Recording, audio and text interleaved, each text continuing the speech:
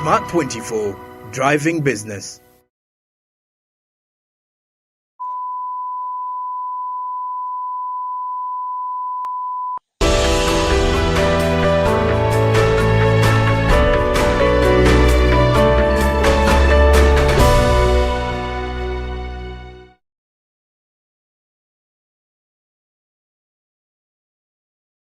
Hello, ladies and gentlemen. A very warm welcome to the show. This is The Point, and my name is Anthony Sebali, and I am your host. Thank you very much for choosing to watch Smart24 TV.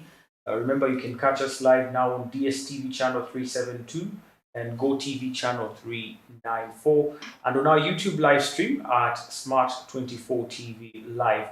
Catch the conversations, of course, on Twitter at Smart24 TV, and leave us a comment. And if you have any concerns as well, you can drop them in our inbox there at Smart24 TV. Of course, it's the point where we look at economic policies that do influence national economic growth, and we bring on board experts and people with experience in the world of business here in Uganda and try to break down some of the matters. Now, Uganda, like most of the other African countries, is a net importer of course, mainly consumer goods, and 24% of these goods are actually fuel products, or you're talking about petroleum, you're talking about diesel, and so many other petroleum products. Now, we do export a little bit of our products here in Uganda, and currently, according to reports from Bank of Uganda, we export close to about 348 billion billion US dollars rather here from Uganda. And some of the exports that we do have are, of course, agricultural products. Of course, Uganda being mainly an agricultural country with over 60% of our GDP on agriculture. And so we do export processed or semi-processed goods such as coffee, tea, cotton, basically the traditional goods that we have, of course, mainly been able to export. But also most recently, the minerals sector has also joined the chief exports that are coming in from Uganda, including gold, copper, cobalt, and the like. And that has become as well a very, very famous venture.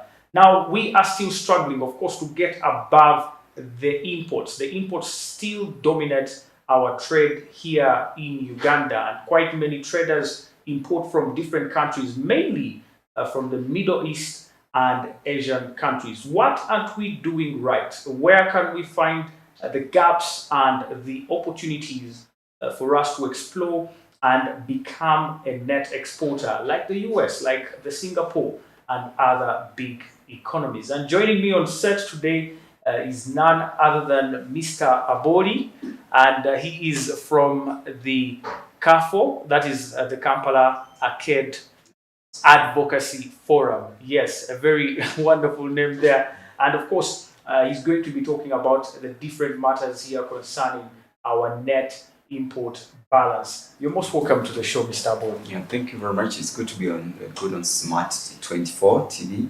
And I always thank the Smart24 crew for always getting concerned with hard, content that really brings the understanding of our economy as Uganda. Yeah. Mr. Muzamiru, tell us about yourself and what you're doing currently at the Kampala Arcade Advocates Forum. CAFO is Kampala Arcade Advocacy Forum. As you hear, an arcade is a shopping mall where different traders come together and they do business generally.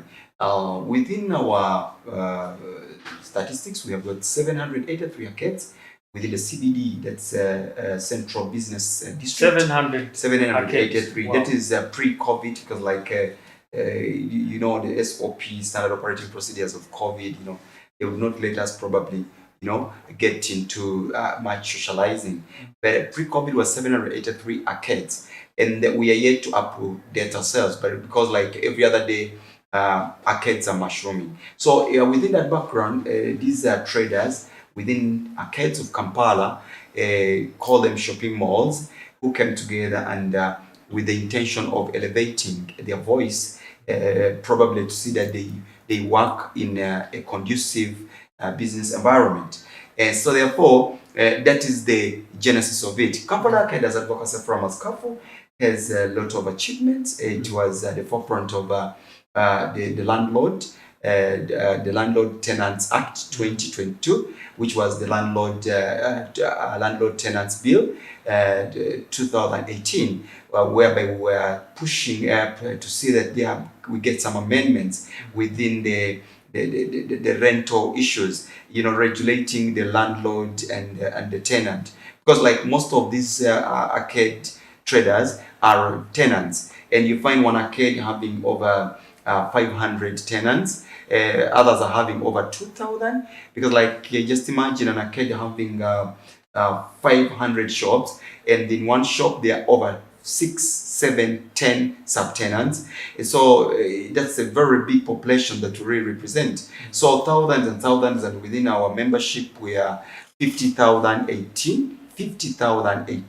Wow. Membership. So it's really a big forum. But the purpose is to see that we live in harmony with the trade policies. Everything that is really surrounding us should be beautiful and conducive to see that we really exist, as also other stakeholders exist. The government, the tax bodies, the regulators, the KCC and all that, Kampala state authorities, and other local government, that are really concerned within our line of work. Well, the work really looks awesome, but how different is it from the other traders association? We understand we do have Casita in place. We do have other micro traders association. How different is KAFO from these other trading associations? Well, first of all, KAFO is well confined, and when you talk about Kampala Arcade Advocacy Forum, that's our docket. Out of that, then we don't usually come in. But like anybody that is within arcades of Kampala, an arcade is having a relationship with the landlord.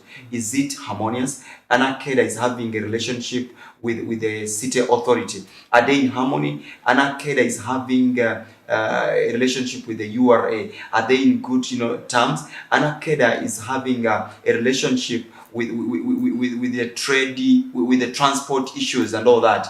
Are they in harmony with that? So there are those things that are really surrounding us and that are within our confinement. So others, probably they may claim to be probably out of those circles, are probably doing maybe wider or narrow. So with us as KAFO, that's it. Okay. I'm talking about the trader situation this year. We've of course gone through COVID-19 in 2020, 2021. And now as COVID-19 was receding away, of course, economic problems hit. There was inflation. We saw, of course, tenants complaining about landlords having to charge them rent, which they didn't actually have to use because they were in COVID. They were during lockdown, and so they were not working. And there were many challenges. And of course, tenants came out to actually, as an outcry, seeking help from government. What really transpired during this period, and how did you survive? Well, you see, it was benefit. It was survival for the fittest, and that is the biggest challenge I've ever had in life as a leader. Wow. Because during that time, COVID lockdown was first, and you'd imagine that within the 14 days the president has mentioned, then is likely to open up after the 14 days. So to our surprise, it starts with 14, then as we're there hoping that will open up, then he extends 18. As there you expect to probably come and give an answer after 21 days, then he doesn't come. And then as you are there, you're left in, probably not understanding what is happening. And then the minister within that line of health comes in. So it was really so challenging.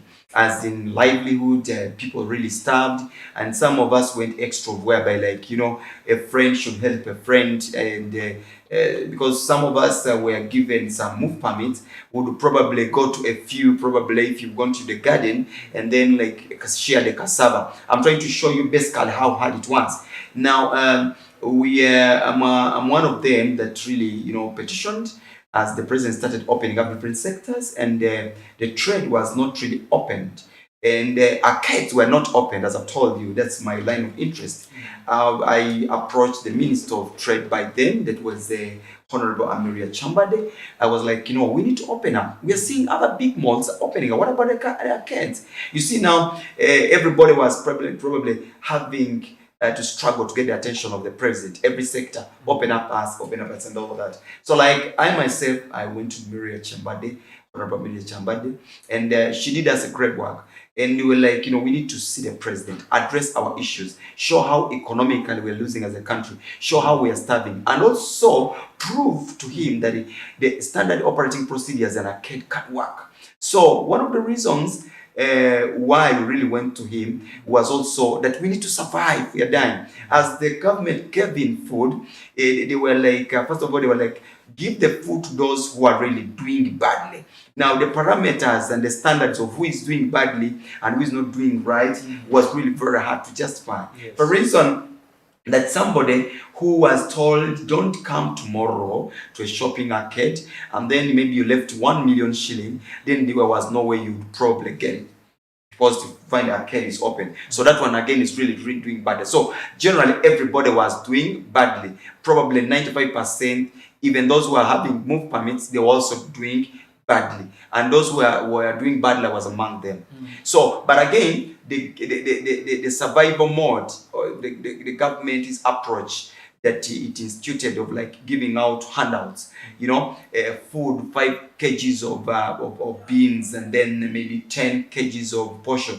That was barely to push you survive maybe for a week. If you are only one, then if you had 5 children, probably that would not even push you for 3 days, 5 days. Now, we petitioned, and Amiria Chamba, the Honorable, I thank her so much. She really took us to the president, and I explained the situation that we're in, and the president allowed to open up the arcades. But also, we were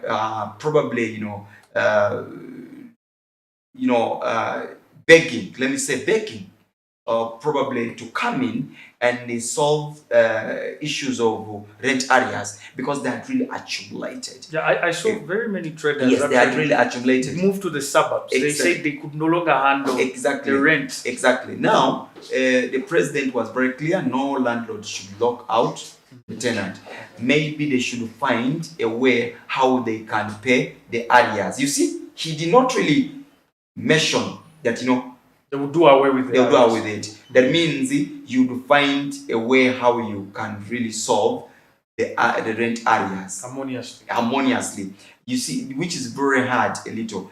And remember, the tenancy, the landlord tenancy bill 2018 had not been signed. So the relationship between the landlord and the tenant was not well regulated. You understand? So therefore, as they opened up, I was among the people that made the SOPs. These ones you see, sanitizing at the entrance of the arcade, and then having a temperature gun, and then having a compliance office on the building, and then having an isolation room, having surveillance camera, because like they would probably say, oh, this person is a victim of COVID. But where did he go when he moved around the arcade? Which shop did he go? What are the contacts of the contacts and all that? So they were probably being helped out by cameras that would really prove that this person moved to this. So the building or an arcade was supposed to have a surveillance system. So like those are the SOPs we put in and all that. And after drawing up, listing the SOPs, we went and talked to the landlords, and then they instituted these SOPs on their buildings, and then business came in. Now, as we were there, we got another challenge. As they came in, certain landlords were like, don't enter before paying the rent areas. So it became something so hard. We saw strikes. Today, we still have cases between the landlords and the tenants in the courts of law, whereby certain tenants, really landlords, went and broke into the tenant's premises, and then removed the merchandise, the goods, and then placed them anywhere. You see, there are some careless landlords that really don't really that don't really have manners. I would really say, you go to a small man's business who has rented on your building for over a year, for over 10 years, and because he has failed to give you rent for 5 months with a genuine reason that he was locked out, and then you really go break in, remove the merchandise, throw them in your dirty stores, and then rats go on this, merchandise and all that. So cases are still there. So we had again the battle convincing the landlords. But I thank some landlords who really came in and were like, no, rent areas, no, they are off. So what do we need to do? Let's start from this point where you opened up. I really thank them. I want to thank Ham. Ham did that. He was like, okay, probably for this month, please, I'm not demanding you. And that's why I think his premises are really full. He was really good enough. And other few landlords. But again, there are those who put a deaf ear to this. Now, business, a little resumed, but I want to assure you, this was really very hard. That's why people ran away from arcades. A certain good number of people ran away. And certain arcades became empty. And again, the same landlords who were putting pressure on the tenants, they were the same people again who came out and started calling tenants, come and pay 3 months. 3 months are for free. Now I was like, what economic, kind of approach was this? You already have this somebody who is in the shop. Again, you've harassed him. After running and realizing that, there is nothing, your arcade is not going to work. You on a loan, you on pressure, this structure is on a loan and all that. After chasing him and realizing that people are running off, now you're calling them, I give you 3 months for free, pay 3 months. So it was really something that was really very hard, and it has affected us up to current. Yes. Besides the COVID-19 pandemic and the consequences of the lockdown, currently we are having the central bank rate increased to 10%. Of course, after yesterday's monetary policy statement, it was maintained at least for the first time. But in a series of months, since I think July, we've been raising the rate from 6% to 7% to 8% to 10%. And of course, this translates into higher interest rates on loans and credit that these traders are getting from the banks. How did it go with the credit facilities? Because I understand our businesses here in Uganda, at least 90%, they run on credit. That's very true. How did the credit actually go for that? Well, first of all, on the side of the credit, still we're like the president should really come out and convince the central bank, the regulator, the banking system, to say that they probably find a way to harmonize the situation. But because of the global forces, as an economist, I think it was really very hard, because this is a global force, as like inflation, and they need to mitigate, probably to live within the standards. And the shilling was dropping against the dollar, and there was a lot of demand on commodities after opening up on goods and services, because like it was some kind of an abrupt open up. And now demand came in. You understand that? So as demand came in, the supply was maintained actually. Exactly. Supply was maintained, but remember that because of too much demand, then prices had to shoot up. So everything shot up, out of the blue. So this inflation was demand driven a little. I understand that because industries had gone down. The manufacturing point, production was down. Now opening up, demand resumed. And I understand that. So pressure was so much, and absolutely prices went up. So the central bank realized that its shilling was losing value. So they kept tracking, because like from July up to current, it has been increased, I think, thrice. Yes. From 7, I think 8, 8.5, 9, 10. Now to 10. Exactly, 10. And obviously interest rate going up. However, people should really know what is behind the commercial banks. Behind the commercial banks, they are always the Western influence. Exactly, want it. And there is one thing that they've realized, Western world has realized, that the middle class of Uganda cannot really maintain the commercial banks. Do you know what they are doing? They will probably go back to their cooperative systems.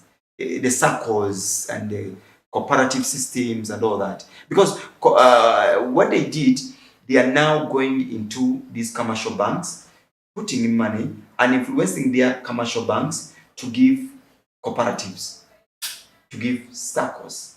So that still they can have money in a pool. You understand that? In Kenya, the middle class is 53%. In Uganda, it is 32, 33, something like that. And a Ugandan middle class is this person driving a vehicle on a loan. You understand that? Is also very much struggling.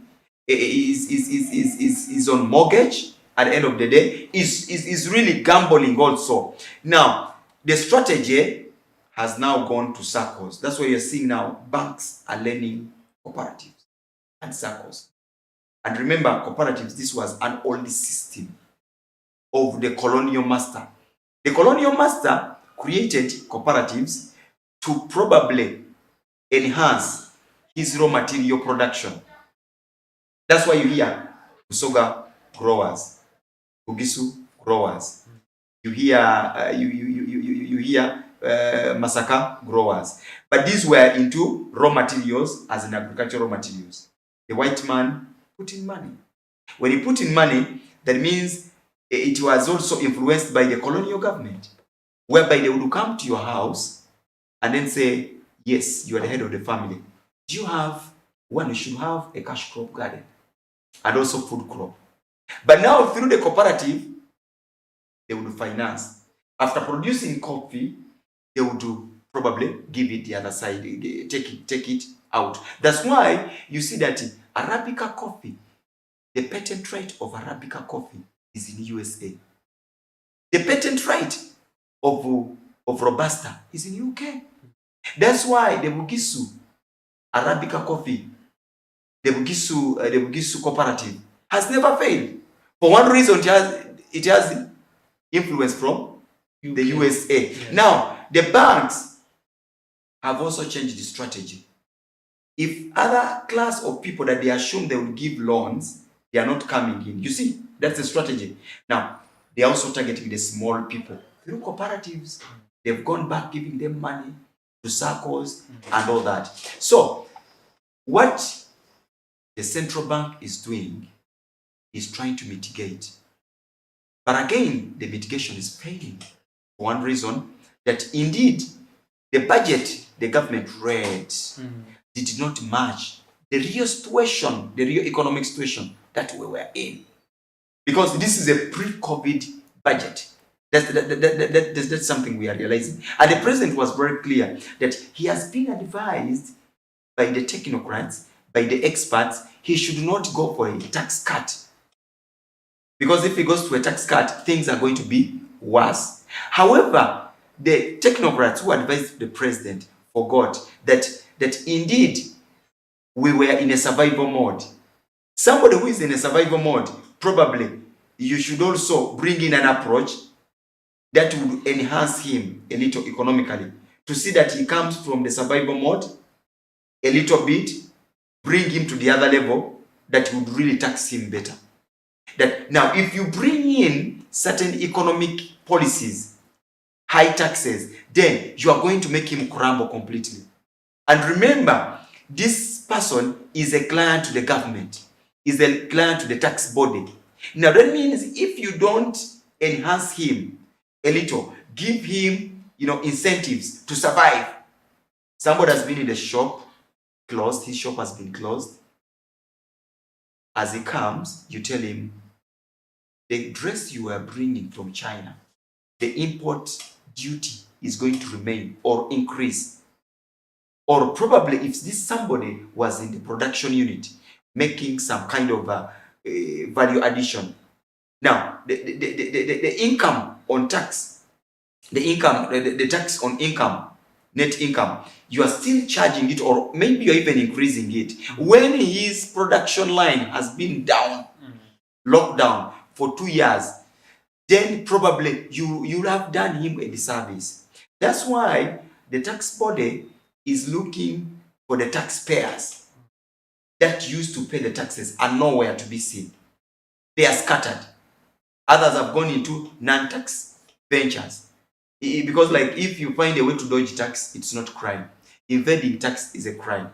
If you always have an alternative and you can dodge a tax, then it is okay. When you evade it